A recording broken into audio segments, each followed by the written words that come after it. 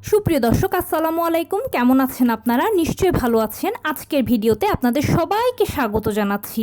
আজকে আমি আপনাদের সাথে শেয়ার করব, যদি আপনি নবম মাসের গর্ভবতী হয়ে থাকেন তাহলে এই ভিডিওটি এবং ভিডিওতে দেওয়া সব তথ্যগুলো আপনাদের জন্য ভীষণ ইম্পর্ট্যান্ট। তাই পুরো ভিডিওটি দেখার আমন্ত্রণ রইল। এবারে চলুন মূল ভিডিওতে যাওয়া যাক।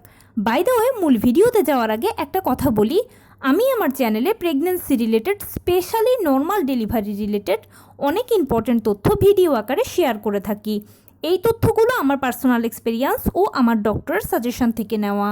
তাই আমার চ্যানেলটিকে যদি একবার আপনারা ভিজিট করেন তাহলে আপনারা আপনাদের প্রশ্নাতীত মনের অনেক প্রশ্নের উত্তর পেয়ে যেতে পারেন।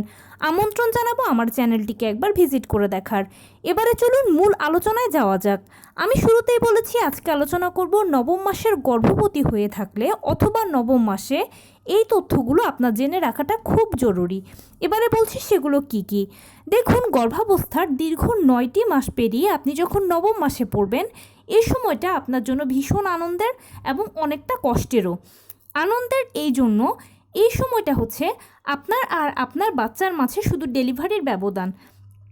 এতদিন ধরে আপনি যে স্বপ্ন বুনেছেন, আপনার সে আদরের সন্তানকে আপনি ডেলিভারির পরে কোলে নিতে পারবেন এবং আপনি এতদিন ধরে যত কষ্ট করেছেন সে কষ্টগুলোর একটু একটু করে লাঘব হতে চলেছে।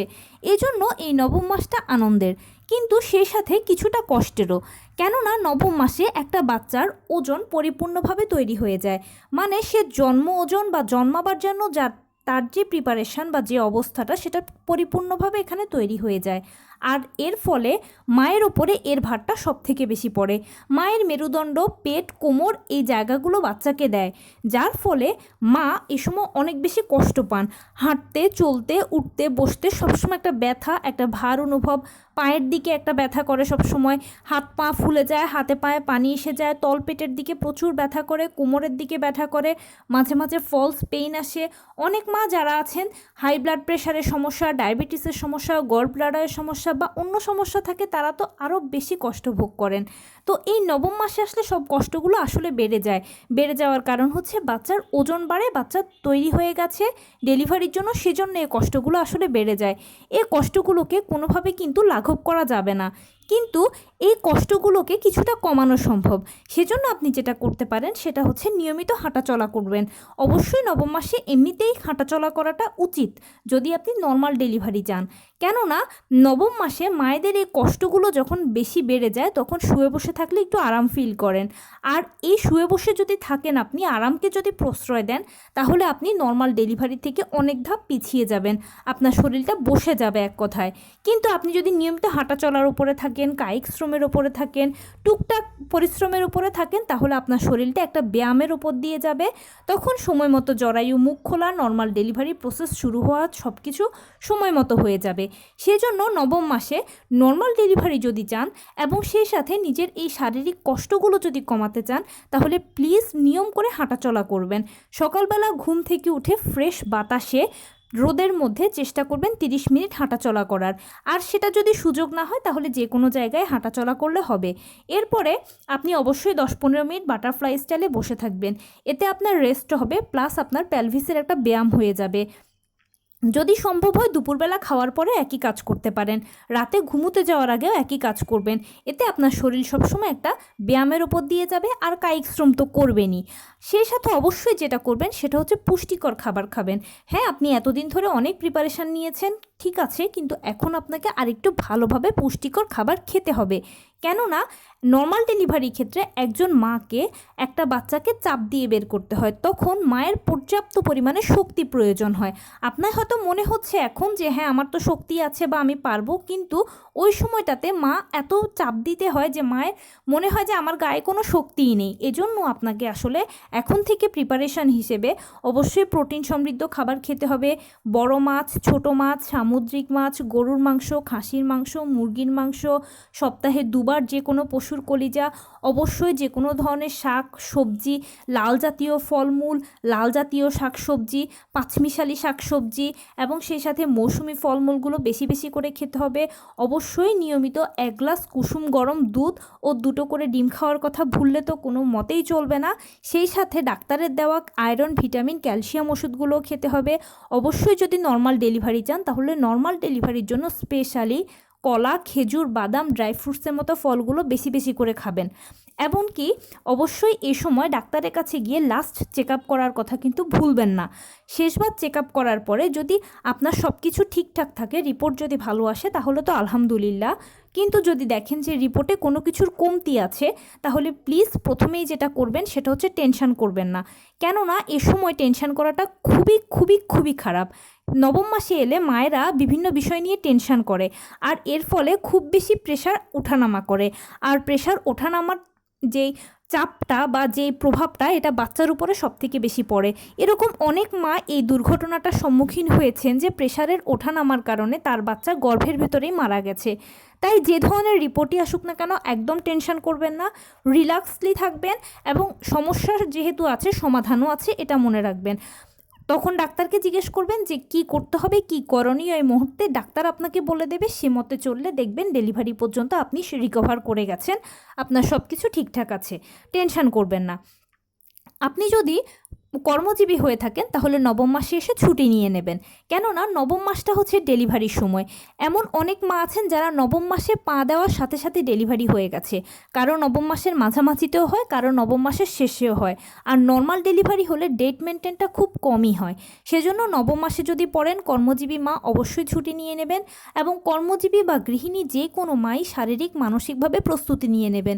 দেখুন ডেলিভারির ক্ষেত্রে প্রস্তুতিটা হচ্ছে, মানসিক প্রস্তুতিটা হচ্ছে সবথেকে বেশি ইম্পর্ট্যান্ট। আপনি যদি মানসিকভাবে শক্তপোক্ত থাকেন, আপনি যদি নিজেকে সবসময় শক্ত রাখেন, ডেলিভারি প্রসেস নিয়ে বেশি চিন্তা না করেন যে আমাকে এই প্রসেসে যেতেই হবে, এভাবে যদি নিজেকে বোঝাতে পারেন তাহলে দেখবেন ডেলিভারি কাজটা খুব সহজে হবে, খুব সুন্দর হবে। আর নর্মাল ডেলিভারির ক্ষেত্রে কিন্তু একজন মায়ের মনের জোরটা সবথেকে বেশি ইম্পর্ট্যান্ট। হ্যাঁ, স্পেশালি মায়ের মনের জোরটা, কেননা একজন মায়ের সাথে বাচ্চার সরাসরি কানেকশান। বাচ্চা কয়বার নড়ছে, কী করছে সেটা মা বুঝতে পারে, আর সে মতে এই সময় মাকে ডাক্তারকে সব কিছু ইনফর্ম করতে হয়। এখন মা যদি সেগুলো ঠিকঠাক মতো ডাক্তারকে ইনফর্ম করতে পারেন, জানাতে পারেন, তাহলে ডাক্তার আর সে মতো একটা ব্যবস্থা নেবে। কিন্তু আপনি যদি বাড়িয়ে ডাক্তারকে বলেন তাহলে কিন্তু ডাক্তার ঘাবড়ে যাবে, বা হয়তোবা নর্মাল ডেলিভারিতে যেতেও চাইবে না, হয়তো ভাববে যে না, পেশেন্টের কন্ডিশন খুব খারাপ। সেজন্য আপনাকে মনোবল রাখতে হবে, মনের জোর রাখতে হবে। যারা দ্বিতীয় তৃতীয়বার মা হন তারা এই জিনিসগুলো জানেন, কিন্তু যারা প্রথমবার মা হন তাদের খুব বেশি টেনশন কাজ করে। এগুলো নিয়ে টেনশন করবেন না, এটাই হচ্ছে সবথেকে বড় কথা। এবং সবসময় মনে জোর রাখবেন যে এত এত মানুষ যদি নর্মালে বাচ্চা জন্ম দিতে পারে তাহলে আপনি কেন পারবেন না। সবাই যদি নর্মাল ডেলিভারির ব্যথা, নর্মাল ডেলিভারির প্রসেস সব কিছু সহ্য করতে পারে, আপনি কেন পারবেন না? অবশ্যই পারবেন। আপনি কি তাদের থেকে কোনো অংশে কম আছেন? না, কোনো অংশে আপনি তাদের থেকে কম নেই। আপনার শুধু যেটা হচ্ছে মনের ভয়টা বেশি হচ্ছে। মনের ভয়টাকে একবার দূর করে ফেলুন, দেখবেন নর্মাল ডেলিভারিটা খুব সহজ। আফটার অল আপনার সন্তানকে তো পৃথিবীতে আনতেই হবে, তাই না? তাই নর্মাল ডেলিভারি প্রসেসটা অবশ্যই আপনিও সহ্য করতে পারবেন, বাচ্চা তো পারবেই, এমনকি আপনাকে সহ্য করে নিতেই হবে, কেননা ভবিষ্যতের ভালোর জন্য, আপনার ও বাচ্চা উভয়ের ভালোর জন্য এই প্রসেসটাকে সহ্য করতে হবে। নিজেকে সবসময় ভালোভাবে বোঝাবেন, কেননা আপনি নিজেই নিজের সবথেকে বড় অনুপ্রেরণা। এরপরে বলছি, যদি সিজারের কোনো প্রসঙ্গ আসে বা সিজার করতে হয় তাহলে অবশ্যই ডাক্তারের সাথে যোগাযোগ করে, পরামর্শ করে, যা যা টেস্ট করানো সব কিছু করে ডাক্তার যখন ডেট দেবে সে অনুযায়ী সিজারটা করিয়ে নেবেন। দেরি করা বা অপেক্ষা করাটা ঠিক হবে না।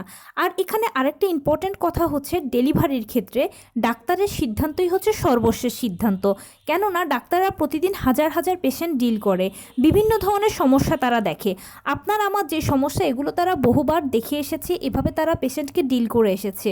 তাই ডেলিভারি ক্ষেত্রে ডাক্তারের সিদ্ধান্তটাকেই সবসময় প্রায়োরিটি দেবেন।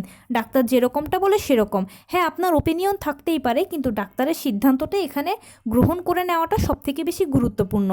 একটা কথা যেটা না বললেই নয়, সেটা হচ্ছে ডেলিভারিটা আপনার নর্মালে হচ্ছে না সিজারে হচ্ছে সেটা কিন্তু বড় কথা নয়। আপনার সন্তান কিভাবে পৃথিবীতে আসছে, আপনার কোলে সুস্থভাবে আসছে কিনা, আপনি সুস্থ আছেন কিনা, বাচ্চা সুস্থ আছে কিনা, এটাই হচ্ছে সবথেকে বড় কথা।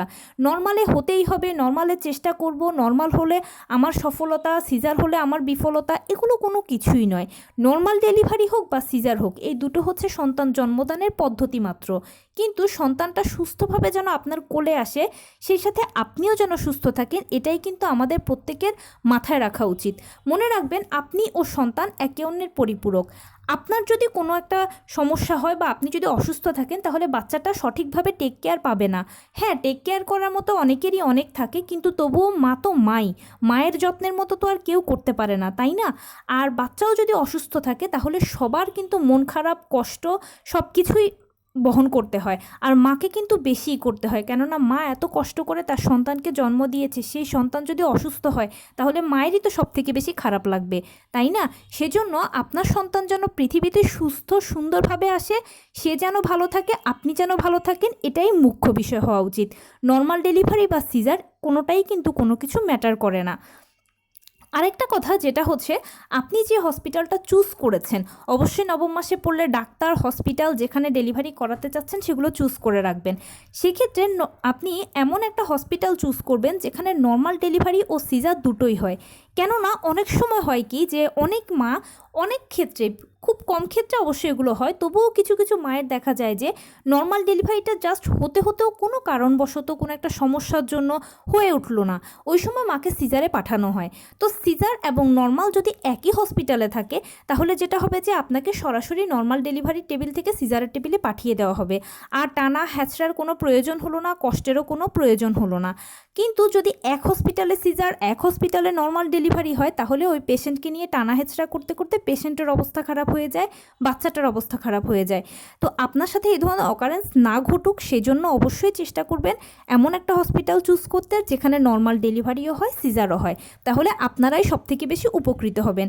এবং ফাইনালি যেটা বলবো যে নবম মাসে পড়লে অবশ্যই শারীরিক, মানসিক, আর্থিক সব দিক থেকে শক্তপোক্ত থাকবেন, ডেলিভারি যে কোনো সময় হতে পারে, এই প্রিপারেশান নিয়ে। তো এই ছিল আজকের ভিডিও, কেমন লাগলো বলুন। যদি ভালো লেগে থাকে ও হেল্পফুল হয়ে থাকে তাহলে লাইক, কমেন্ট, শেয়ার করতে একদম ভুলবেন না। আর সেই সাথে আমার চ্যানেলটিকে সাবস্ক্রাইব করার বিনীত অনুরোধ রইল। পাশে থাকা বেল আইকনটি ক্লিক করে দেবেন যেন আমি ভিডিও আপলোড করার সাথে সাথে আপনারা নোটিফিকেশান পেয়ে যান। এছাড়া যদি কোনো প্রশ্ন থাকে কমেন্টসে জানাবেন, আমি রিপ্লাই দেবো। প্লাস যদি কোনো পরামর্শ থাকে যে কোন বিষয়ের উপরে ভিডিও বানালে আপনারা উপকৃত হবেন, সেটাও জানাবেন। আমি আপনাদের পছন্দের সর্বোচ্চ প্রায়োরিটি দেব। ভালো থাকবেন, সুস্থ থাকবেন। আসসালামু আলাইকুম।